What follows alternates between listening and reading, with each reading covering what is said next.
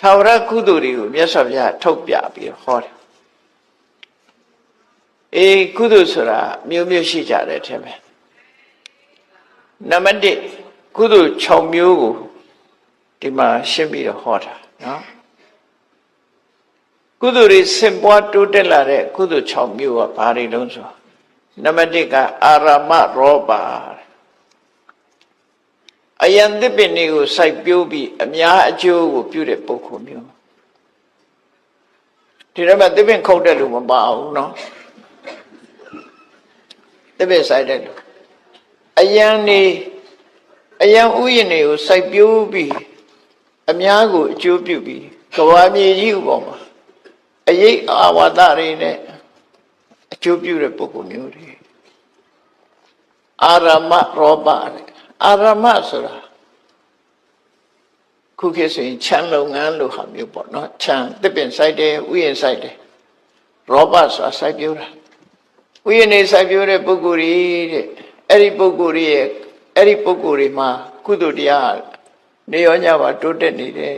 ။ဘာကြောင့်လို့ဆိုရင်သူကုသိုလ်ကထာဝရကုသိုလ်နေ့တတိယရင်နေ့တိုးမှာပဲညတတိယညတိုးဆိုလိုတာဒါထာဝရကုသိုလ်ပျောက်သွားတဲ့ကုသိုလ်မဟုတ်ဘူးလေ။ဥယျာဉ်စိုက်ပျိုးထားတယ်။ဥယျာဉ်စိုက်ပျိုးလိုက်တဲ့ဖြင့်ထိုဥယျာဉ်ကိုမှီပြီးတော့ပထမဆုံးဘသူတွေအကျိုးရတော့ဆိုငှက်ကလေးတွေဒေါ်တရိษံတွေဟာဒီဥယျာဉ်တွေကိုမှီပြုပြီးတော့စားစရာတွေပြည့်ပြည့်ဝရခိုးစားတော့လည်းသွားမကြွေးလေးနဲ့တန်းတယ်အဲ့လိုသစ်ပင်စိုက်ထားလို့ရှိရင်တော့အကျိုးပြုမှသိကြတယ်နော်အဲ့လိုသစ်ပင်စိုက်ပေးထားတဲ့အခါမှာငှက်ကလေးတွေဟာတိရိတ်ခိုးပြီးတော့သစ်ပင်မှာရှိတဲ့အသီးလေးတွေစားပြီးဘလောက်စိတ်ချမ်းသာကြကောင်းတော့သူတို့ဘဝဟာလုံခြုံသွားနောက်တစ်ခါကိုမမြင်ရတဲ့တ attva တွေဟာလည်းပဲသစ်ပင်ရိပ်တွေမှာမှီပြီးတော့သူတို့ရဲ့ပုံမိမ့်မှန်တွေကရှိတယ်သစ်ပင်ခုတ်လိုက်လို့ရှိရင်ပုံမိမ့်မှန်ပြုတ်ကြတာတွေ့တယ်မလားဘောလမြိုင်ဘက်မှာမြေပြိုတာတွေ့တယ်မလားမြေပြိုရင်အိမ်တွေလည်းပါသွားတာအဲ့တော့သစ်ပင်လဲရင်လည်းသစ်ပင်ပေါ်မှာရှိတဲ့ပုံမိမ့်မှန်တွေပျက်စီးမှာပေါ့ဒါထုံးစံသူတို့ကံအားလျော်စွာဒီယောဂီဆိုဆိုတာသစ်ပင်ကွာကြတက်ထိုင်နေတာမဟုတ်ဘူးပကြီးဆရာဆွဲတယ်လို့ဘယ်ကြာကြီးထိုင်နေမှာတော့မြောက်ကြီးလို့နေမှာပေါ့ယောဂီဆိုသစ်ပင်ကွာကြထိုင်နေရုပ်မြောင်းလို့ဖြစ်နေမှာဆိုလိုတာကယောဂီဆိုမှာဗိမာန်2မျိုးရှိတယ်အမျိုးအစား2ခုရှိတယ်ယောဂီဆိုရဲ့ဗိမာန်ဟာသစ်ပင်ရဲ့တစ်ခက်ပေါ်မှာတီးနေတဲ့ဗိမာန်မျိုးတစ်ခုသစ်ပင်ဆိုတဲ့ပင်စီပေါ်မှာတီးနေတဲ့ဗိမာန်တစ်ခု2ခုရှိတယ်သစ်ခက်ပေါ်မှာတီးတဲ့ဗိမာန်ကိုတာခဋ္ဌဗိမာန်လို့ခေါ်တယ်တာခါဆိုသစ်ပင်သစ်ခက်တာခဋ္ဌထဆိုတာအဲ့ပေါ်မှာတီးရှိနေတာသစ်ခက်ပေါ်၌တီးရှိနေသောဗိမာန်နဲ့နေတဲ့ရုပ်ကစိုးကိုတာခဋ္ဌအဲ့ဒါကြတော့သစ်ကိုင်းခုတ်လိုက်တာနဲ့သစ်ကိုင်းကုံသွားရင်သူ့ဘိမှပျက်စီးသွားတယ်။ဒါကြောင့်မို့ဗမာတွေကနတ်နိကိုင်းချန်တယ်ဆိုတာအဲ့ဒီအဓိပ္ပာယ်ကိုပြောတယ်။သစ်ကိုင်းကုံအောင်မခုတ်ဘူး။သစ်ကိုင်းကုံလို့ရှိရင်သူတို့ဘိမှရပ်တည်နိုင်စွာမရှိတော့ဒီသစ်ပင်မောမြောက်လို့နေတာမဟုတ်ဘူး။သစ်ပင်ကိုအကြောင်းပြုပြီးတော့သူတို့ဘုံမိမှနေရှိနေတယ်လို့လူတွေလည်းမြေပေါ်နေတယ်ဆိုရင်ပဲမြေပေါ်မှာအိမ်ဆောက်နေကြတာလေ။မြေကြီးပေါ်တိုင်းအဲ့ထာမှာမဟုတ်တာ။နတ်တွေလည်းပဲသစ်ပင်နဲ့ပတ်သက်ပြီးအဲ့လိုနေတယ်လို့ရုက္ခထဗိမာန်ဆိုတာကြတော့သစ်ပင်ကြီးလဲလိုက်လို့သင်္ကုတ်တူရှိနေသေးတော့သူ့ဘုံမိမမပြတ်သေးဘူးဒါရုက္ခထသစ်ပင်ရှိနေသေးဗျအမြစ်ပါတူးပြစ်မှသူ့သိဘုံမိမပြတ်တယ်ဒါမို့ယောဂီဆိုက2မျိုးနော်သစ်ခက်တွေကောင်းခုတ်ရင်ယောဂီဆိုကစိတ်ဆိုးတယ်သူ့ဘုံမိမနေပြည့်စည်တယ်တချို့ယောဂီတို့ကစိတ်မဆိုးဘူးဘာကြောင့်လို့ဆိုရင်သစ်ပင်ရှိနေသေးရင်သူနေလို့ရနေသေးတယ်သင်္ကုတ်တူရှိနေလို့ရနေသေးတယ်သူ့ဘိမှမပြတ်ဘူးအဲ့တော့ကိုမမြင်ရမယ့်တရားတွေဟာလည်းပဲအခုလိုအယံဥယျာဉ်စိုက်ပျိုးပြီးတော့ထားခြင်းအပြင်တရားတွေပေါ်မှာအများကြီးကြိုးပြုသွားတယ်ဒါကြောင့်ဒီထာဝရကုသိုလ်မျိုးဟာနေ့တတိယရဲ့နေ့ညတတိယရဲ့ညကုသိုလ်တွေတိုးတယ် အိပ်ပျော်နေရင်လည်းကုသိုလ်တိုးသလားလို့တော့ဒီလိုတော့မဟုတ်ဘူးအိပ်ပျော်နေရင်တော့ပဲကုသိုလ်ရမယ်ဆိုလိုတာကနေ့တတိယရင်နေ့ကုသိုလ်ရမယ်ညတတိယရင်ညကိုတိုးမယ်နော်လူကခေါ်နေနေပြီကုသိုလ်တွေတိုးနေတာတော့မဖြစ်ဘူးအဲ့တော့လူကအိပ်ပျော်နေပြီတိုးတာတော့အတိုးပါပဲပတ်စံအတိုးကတော့တိုးတယ်လူအိပ်နေလဲတိုးမှာပဲအဲ့ဒါတော့သူများဆရာပတ်စံချီးထားရင်တော့အဲ့ဒါအတိုးကတက်နေမှာနော်လူအိပ်နေလဲအတိုးကတော့မအိပ်ဘူးလို့ပြောကြတယ်လေဒါကြောင့်အဲ့လိုမျိုးကတော့တိုးတယ်ကုသိုလ်ကတော့မတိုးဘူးအိပ်နေလို့ကတော့ကုသိုလ်မတိုးဘူးတောင်တွေးမြောင်တွေးနေလဲကုသိုလ်မတိုးကုသိုလ်တိုးတာဘယ်ချိန်တိုးတာတော့တတိယရင်ဝမ်းသာရင်ကုသိုလ်တိုးတယ်အဲ့တော့ခဏခဏတတိယကိုလှုပ်ထားတယ်ဟာဒီလိုဆိုလို့နော်အဓိပ္ပာယ်အဲ့ဒါလိုအဓိပ္ပာယ်နောက်တစ်ခုကဝဏရောပသစ်ပင်ဆိုင်တယ်သစ်ပင်ဆိုင်တဲ့ကုသိုလ်ဟာလည်းပဲသာဝရကုသိုလ်မျိုးဖြစ်တယ်သစ်ပင်ဖြစ်လာလို့ရှိရင်သစ်ပင်ကောင်းငှက်တစ်တောင်းခိုးဆိုတာမျိုးလို့အများကြီးကိုအကျိုးပြုတာဖြစ်တယ်ကဘာမြေကြီးကိုအေးမြစေပြီးတော့သရဝါတွေကိုအာဟာရနဲ့ပံ့ပိုးထောက်ပံ့ပေးရရောက်တယ်ပေါ့သစ်ပင်ကိုမှီပြီးတော့စားတော့ကြတဲ့သရဝါတွေအများကြီးဟာသစ်ပင်ဆိုင်ပေးလိုက်တဲ့ပုဂ္ဂိုလ်ရဲ့ထောက်ပံ့မှုကြောင့်သူဟာရှင်သန်နိုင်သွားကြတယ်ပေါ့ဒါကြောင့်မို့သစ်ပင်ဆိုင်ပြိုးခြင်းကုသိုလ်ကိုဝဏရောပလို့ဒီလိုခေါ်တယ်နော်အယံဆိုင်ပြိုးတဲ့ပုဂ္ဂိုလ်ရဲ့သစ်ပင်ဆိုင်ပြိုးတဲ့ပုဂ္ဂိုလ်ရဲ့နောက်တစ်ခုကယေဇနာတေတုကာရကတေတုဆိုတာတရားဟိုဘက်ဒီဘက်ချောင်းချားနေတယ်ဟိုဘက်ဒီဘက်သွားဖို့လွယ်ကူအောင်တရားခင်းပေးတယ်သို့မဟုတ်မြေရေတော့မရှိဘူးကဘာ6ကဘာရှိနေတယ်အဲ6ကဘာနှစ်ခုကိုပေါင်းပြီးတော့ဂုတ်ထိတ်တရားလို့ပေါ့ဟိုဘက်ကူလို့ရတယ်ဟာအဲ့လိုတရားမျိုးပေါင်းကူတာတွေလှုပ်ပြီးတော့လှူတယ်နောက်ကားသွားလို့မရအောင်ဂျိုက်ဖြစ်နေတယ်အဲ့နေရာမှာတရားခင်းပေးတယ်ဆိုလိုတာကတော့ဟိုဘက်ဒီဘက်ဒီသွားလို့လာလို့ကုသန်းလို့လွယ်ကူအောင်တရားခင်းပေးတဲ့ကုသိုလ်တေတုကာရကလို့ခေါ်တယ်နော်တေတုလို့တေတုဆိုတာတရားယေဇနာတေတုကာရကတရားခင်းသူကိုတေတုကာရကလို့ခေါ်တယ်သူ့ရဲ့ကုသိုလ်ကတရားခင်းပေးတဲ့ကုသိုလ်ပေါ့တရားခင်းပေးရင်လူတွေဟာဒီဟိုဘက်နဲ့ဒီဘက်ဆက်သွယ်ရေးကိုချမ်းသာလွယ်ကူစွာသွားနိုင်အောင်စီမံပေးတာဖြစ်သောကြောင့်အလွယ်တကူဟိုဘက်ဒီဘက်သွားနိုင်ကြသည့်အတွက်ကြောင့်သူ့အတွက်ကလည်းပဲဒီတရားဟာအများကိုအကျိုးပြုတဲ့အရာဖြစ်သည့်အတွက်ကြောင့်တွေးမိတိုင်းဝမ်းသာစရာဖြစ်တယ်ဝမ်းသာတိုင်းဒီကုသိုလ်ဟာလည်းပဲတိုးနေတဲ့ကုသိုလ်မျိုးဖြစ်တယ်လို့ဥယျာဉ်စိုက်ပျိုးတဲ့ကုသိုလ်သစ်ပင်စိုက်ပျိုးတဲ့ကုသိုလ်တရားခင်းပေးတဲ့ကုသိုလ်နော်၃မျိုးနောက်တစ်ခုကဘာလို့ဆိုပပ္ပင်္စဥဒ္ဒပါနိ္စရေတရန္တိဥပတ္တယပပ္ပင်္စဆိုတာမြန်မာလူမျိုးတွေရဲ့ယဉ်ကျေးမှုကဘာလို့ဆိုရေဦးစင်တဲခုခေတ်တော့ရေဦးစင်ယဉ်ကျေးမှုကပျောက်နေတယ်တော်တော်များများပျောက်သွားပြီတော်ရဒီမှာတော့ရေဦးစင်ယဉ်ကျေးမှုတဲ့နော်ရေဦးစင်ယဉ်ကျေးမှုခုခေတ်တော့ရေဦးစင်တဲရနည်းနည်းရှားလိုက်ပေါ့လေရေဦးစင်ယဉ်ကျေးမှုကုသတတ်တဲ့ယောဂဝေဒနာတွေပေါ်တော့လေရေဦးစင်သူတော့ကိုတော့ဆိုခက်တယ်ဒါပေမဲ့တစ်ခါတော့လေးတွေနဲ့လှုပ်ပြီးရင်တော့လည်းအဆင်ပြေပါတယ်သို့မဟုတ်ပါးစပ်နဲ့မတည်ဘဲနဲ့မောပြီးတော့ရေစက်ချတောက်တဲ့နှီးလည်းရှိပါတယ်နော်ဆိုလိုတာခရီးသွားလာတဲ့ပုဂ္ဂိုလ်တွေရေဆာငမ်းမွတ်နေတဲ့နေရာမျိုးတွေမှာသွားလာတဲ့ပုဂ္ဂိုလ်တွေပန်းပြေဖို့တောက်ရည်ကိုတီထားပေးချက်ကုသိုလ်ဟာ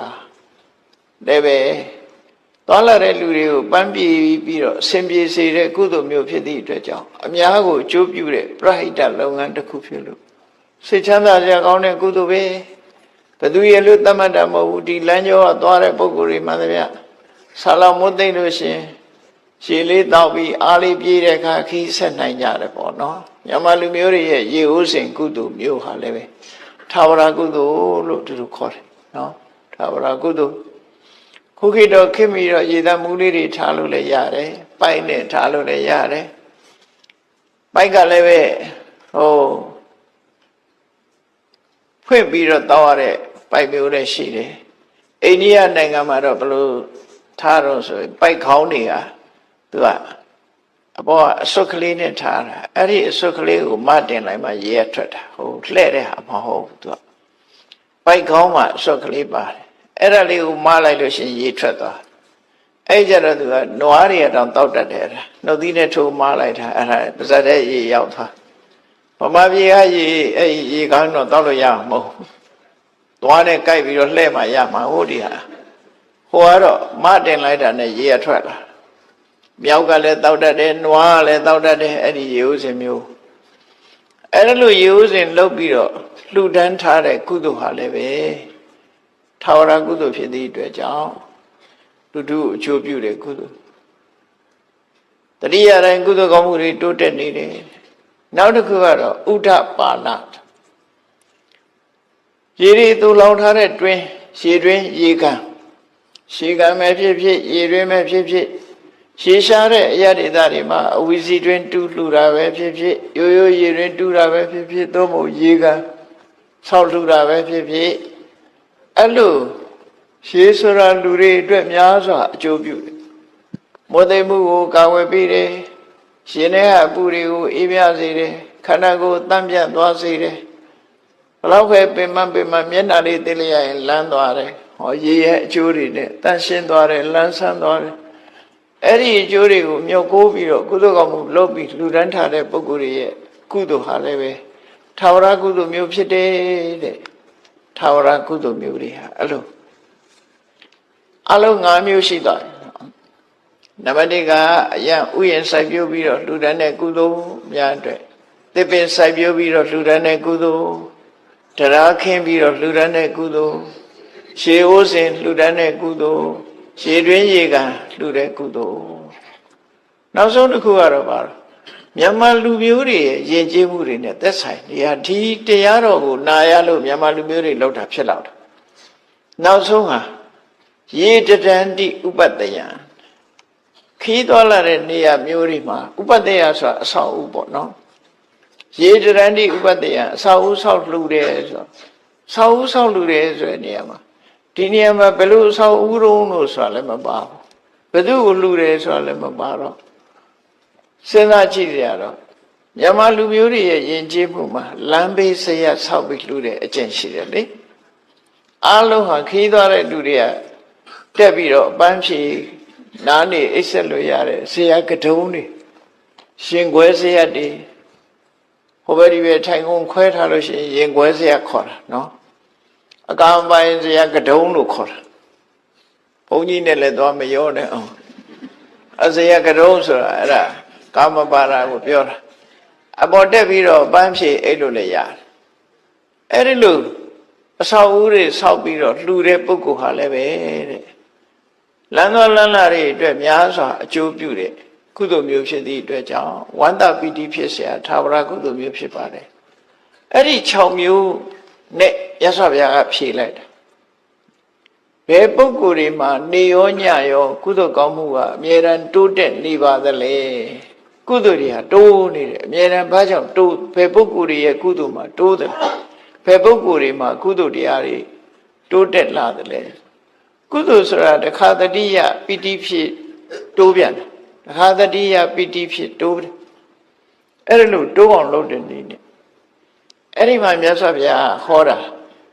ဘာကုသိုလ်လို့ဒီတခုတည်းမပြောပဲနဲ့ထာဝရကုသိုလ်မျိုးတွေနဲ့ကြီးပဲပြောထားတာခွာကြည့်လိုက်ကြည့်လိုက်မယ်ဆိုအလုံးဟာထာဝရကုသိုလ်တွေထာဝရဆိုတာရွေးရှားလို့မရတဲ့ထာဝရကုသိုလ်တွေပဲเนาะတဏှာထဲမှာတည်မြဲအောင်ထားနိုင်တဲ့ကုသိုလ်မျိုးတွေပဲအဲ့ဒီထာဝရကုသိုလ်မျိုးတွေကိုပြုလုပ်တဲ့ပုဂ္ဂိုလ်တွေမှာတဲ့နေနေညညတတိယတိုင်းဝန္တာရွှင်မျိုးပီတိတွေဖြည့်ပြီးတော့ကုသိုလ်တွေတိုးတယ်လို့ဒီနတ်သားကိုမြတ်စွာဘုရားဒီလိုရှင်းပြီးတော့ဟောလိုက်တာဖြစ်တယ်အဲ့တော့အလုံးစိတ်ထဲမှာကြည်နူးစရာကောင်းတယ်ကိုလုပ်တဲ့အလုပ်တွေမြတ်စွာဘုရားကဒီတရားဟောထားတာကိုနိုင်မှတ်သားထားတဲ့ပုဂ္ဂိုလ်တွေဟာကိုယ့်ဘဝမှာထာဝရကုသိုလ်မျိုးတစ်ခုလုပ်ထားလို့ရှင်ဘယ်လောက်ကြည်နူးစရာကောင်းမလဲနော် တခဏသာဖြစ်တဲ့ကုသိုလ်မျိုးမဟုတ်ဘဲနဲ့ထာဝရကုသိုလ်မျိုးတွေကိုတို့တွေလောရတယ်လို့စိတ်ထဲမှာဝန္တာပီတိဖြစ်ရအဲ့တော့ဒီဝန္တာပီတိဖြစ်เสียဒီတောရိပ်တောင်ရိပ်ဆိုတာဟာလောကကြီးကိုအေးချမ်းစေတဲ့နေရာတွေဖြစ်ရုံများမကတောတောင်ရဲ့သဘာဝတောတောင်ကိုအမြည်ပြုပြီးတော့သူတော်ကောင်းတွေဟာနေကြထိုင်ကြတာဖြစ်တော့ကြောင့်တောတောင်တွေပျောက်ကွယ်သွားခြင်းအပြင်သူတော်ကောင်းတွေစိတ်ဆင်းရဲစရာဖြစ်တယ်တောတွေတောင်တွေတောင်ပြိုတောပြုံးပြီဆိုလို့ရှိရင်ပထမဆုံးထိခိုက်တာတော့တိရစ္ဆာန်တွေပဲပေါ့နော်တိရစ္ဆာန်တွေထိခိုက်တယ်တောထဲမှာနေတဲ့တိရစ္ဆာန်တွေဟာသူတို့နေရာဌာနကြီးကပုံပြောက်လာတယ်တောတွေပြုံးတယ်တောင်တွေပြိုတယ်ဆိုနေစရာမရှိတဲ့အခါတိရစ္ဆာန်တွေနဲ့လူတွေဟာပဋိပက္ခဖြစ်လာကြဒါမို့လို့ဒီနာတိုက်ကြီးတို့ဥက္ကံတို့ဆိုခဏခဏဆင်းရိုင်းနေဆင်းလာပြီးတော့လူတွေရဲ့စိုက်ခင်းတွေဖြစ်စီးတယ်ဆိုတာတောပြုံးလို့ဖြစ်လာတဲ့ပြဿနာတွေသာဖြစ်တယ်ပေါ့ဒီနာဘေကုဏအရက်ဒီမှာလည်းထို့တူပဲယမယကတောဆင်းရိုင်းတွေဝင်ရောက်ပြီးတော့ဖြစ်စီးတယ်ဆိုတာဒါလူတွေလှုပ်တဲ့အလုပ်တွေကြောင့်မလို့လူတွေကိုတုံ့ပြန်ဒုက္ခပေးတဲ့အနေအထားမျိုးအလုံးတိရစ္ဆာန်တွေဒုက္ခရောက်တယ်တောတောင်ကောင်းသွားပြီဆိုရင်တိရစ္ဆာန်တွေဟာဘလို့အေးချမ်းသာရမှုရှိကြမလဲသူတို့တောထဲမှာကေဟစနစ်ဆိုecology ဆိုတခုနဲ့တခုဆက်ဆွဲပြီးတော့သူတို့အသက်ဘဝရှင်သန်နေကြတာဖြစ်တယ်နော်ဆက်သွယ်ပြီးရှင်သန်နေသူတော်ကောင်းတွေရဲ့ရှုထောင့်ကကြည့်လိုက်မယ်ဆိုရင်သူတော်ကောင်းတွေထဲမှာထူးခြားဆုံးသူတော်ကောင်းကမြတ်စွာဘုရားမြတ်စွာဘုရားဘဝလေးကိုနည်းနည်းစဉ်းစားကြည့်ဘောဓဝင်ကိုသိတဲ့ပုဂ္ဂိုလ်တိုင်းမြတ်စွာဘုရားဘဝဟာတောနဲ့အမတမဆက်ဆက်တယ်ဖွာတော်မူတဲ့အခါမှာလည်းတစ်ပြက်အောင်မဖွာတယ်နော်ချင်းမခါနာတို့သွားပြီးဖွာတာမဟုတ်ဘူး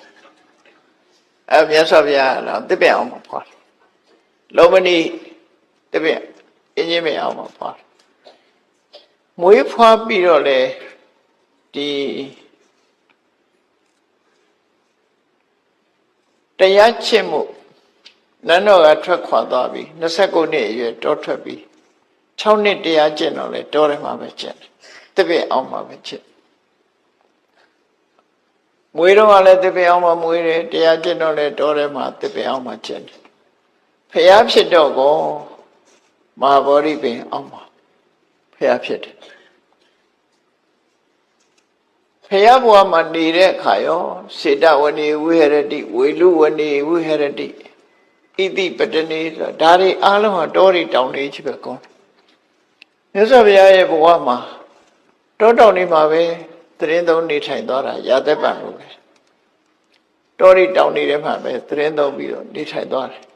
ပြိဋိဘံဆန်တဲ့အခါကျတော့လေကုသနာရာလို့ခေါ်တဲ့ကုသနာယုံမန္လမင်းတို့ရဲ့အင်းကြီးဥယျာဉ်တွေကအင်းကြီးမဲ့နှစ်ပင်ချာမှာပြိဋိဘံဆန်သွားမြတ်စွာဘုရားဟာဘုရားဖြစ်တော်မူတဲ့အချိန်ဘုရားအဖြစ်အသိဉာဏ်တူရတဲ့အချိန်မှာဘောဓိပင်ကိုကြောပေးပြီးတော့အရှိလောကရကိုကြည့်ပြီးထိုင်ပြီးတော့ဘုရားဖြစ်တာနေထွက်တဲ့ဘက်ကိုမျက်နှာမူပြီးတော့ဘုရားဖြစ်တာဘာဒိဗ္ဗေဆိုတာကိုတော့မပြောကြပါနဲ့ကိုယ့်အကိုစဉ်းစားကြည့်မယ်ဆိုရင်ပြောလို့ရတာဘာတစ်ခုတော့မြတ်စွာဘုရားအရှိလောကရကိုကြည့်ပြီးတော့နေထွက်တဲ့အရာကိုကြည့်လိုက်တော့အဲ့ဒီမှာဘုရားဖြစ်ခြင်းရဲ့အဓိပ္ပာယ်ဘာလို့ဆိုရင်နေမင်းကြီးပေါ်လာလို့ရှိရင်လောကလူတွေဟာလောကလူတွေဖို့အမှောင်ပြောက်ပြီးတော့အလင်းရောင်ရောက်လာတာပဲလေဘုရားပွင့်လာခြင်းဟာလည်းပဲအရှိဘက်ကိုမျက်နှာမူပြီးတော့ပွင့်သည့်အတွက်ကြောင့်လောကကြီးကိုအလင်းပေးမယ်ဆိုတဲ့သဘောကိုဖော်ပြနေတာဟုတ်လောကကြီးကိုအလင်းပေးနေထွက်တဲ့ပဲမြတ်စွာဘုရားဆိုတဲ့ဒီအသိဉာဏ်နေမင်းကြီးဟာထွက်ပေါ်လာတဲ့အခါလောကလူသားတွေအမှန်တရားကိုသိရှိခွင့်ရတာနေထွက်လာတဲ့အခါအမောင်တွေပျောက်ပြီးတော့လူတွေဟာအကောင်းဆုံးအကြောင်းကျိုးမျက်စိနဲ့မြင်လို့ဆုံးဖြတ်နိုင်စွာဖြစ်လာတယ် မြတ်စွာဘုရားပွင့်လာတော့လေတရားဓမ္မကိုသိကြတာနေထွက်တဲ့ဘက်ကိုမျက်နှာမူပြီးတော့ပွင့်တာဟာဒီအတိပ္ပယ်ကိုဆောင်တယ်လို့ဆိုရမှာဖြစ်တယ်သို့သောတက်တော့80ပြည့်တဲ့အခါမှာပြိဋိဘဆန္ဒမူတော့မယ်ဆိုတဲ့အချိန်မြောက်ဘက်ကိုခေါင်းထားပြီးလက်ရဘက်ကို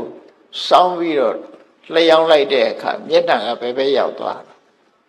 အနောက်ဘက်ရောက်သွားကိုယ့်ကိုအိတ်ချမသေးကြလို့ရှင်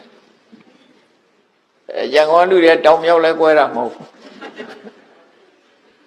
ကွန်ပတ်လေးရှာထားမှဘယ်ဘက်ကတောင်လဲဘယ်ဘက်ကမြောက်လဲတွေ့ကြနော်အဲ့တော့မြောက်ဘက်ကိုခေါင်းထားပြီးတော့အနောက်ဘက်ကိုမျက်နှာမူစောင်းပြီးတော့အိတ်လိုက်တဲ့အခါမှာမြတ်စွာဘုရားရဲ့မျက်နှာတော်ဟာအနောက်လောကရဘက်ကိုမျက်နှာမူပြီးသားဖြစ်ပွင့်တော့ကအရှိဘက်ကိုကြည့်တယ်ပြိဋိဘဆန်တော့အနောက်ဘက်ကိုကြည့်ဘာအတိပ္ပယ်လဲလောကကြီးကိုလင်းအောင်ပေးနေတဲ့နေမင်းကြီးဝင်တော့မယ်ဆိုတဲ့အတိပ္ပယ်ပဲအနောက်ဘက်ကနေထွက်တယ်လို့မရှိဘူးလေနေဝင်တာပဲရှိအဲ့တော့မြတ်စွာဘုရားဒီပြိဋိဘဆန်သွားခြင်းအပြင်လောကလူသားတွေအသိဉာဏ်တွေဆုံးရှုံးသွားတယ်ပေါ့အလင်းအောင်ဆုံးရှုံးသွားသလိုမြတ်စွာဘုရားရဲ့အဆုံးအမတရားတော်တွေဆုံးရှုံးသွားရင်လင်းအောင်ဆုံးရှုံးသလိုဆုံးရှုံးမှာပဲဖြစ်တယ်အဲ့ဒီအတိပ္ပယ်တွေကိုဟောကျူးတဲ့အနေနဲ့မြတ်စွာဘုရားဟာအရှိပဲလှည့်ပြီးတော့ဘုရားဖြစ်ပြီးလက်ရနှစ်ပါးကိုစောင်းလို့အနောက်ဘက်ကိုမျက်နှာမူပြီးပြိဋိဘဆန်တော်မူခြင်းဟာ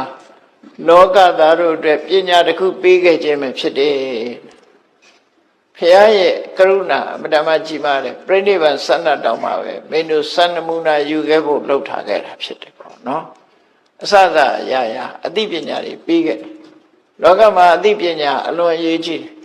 ဒါကြောင့်မြတ်စွာဘုရားကနတ်သားတယောက်ဟောပြောတဲ့မိကုန်းနဲ့မေးတဲ့မိကုန်းကိုအခုလိုသာဝရကုသိုလ်တွေနဲ့ဖြေလိုက်တာ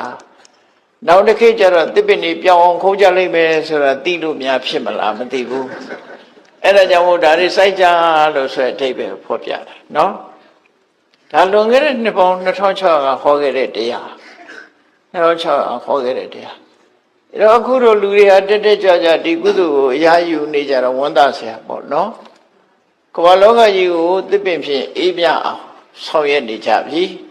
အာရမရောပါအယံသစ်ပင်တွေဥယျာဉ်တွေစိုက်ပျိုးတယ်ဝဏရောပါသစ်ပင်တွေစိုက်ပျိုးတယ်တောတွေစိုက်ပျိုးတယ်တေတုကာရကသွာလာခက်တဲ့နေရာတွေမှာတရားခင်းပေးတယ်ပပ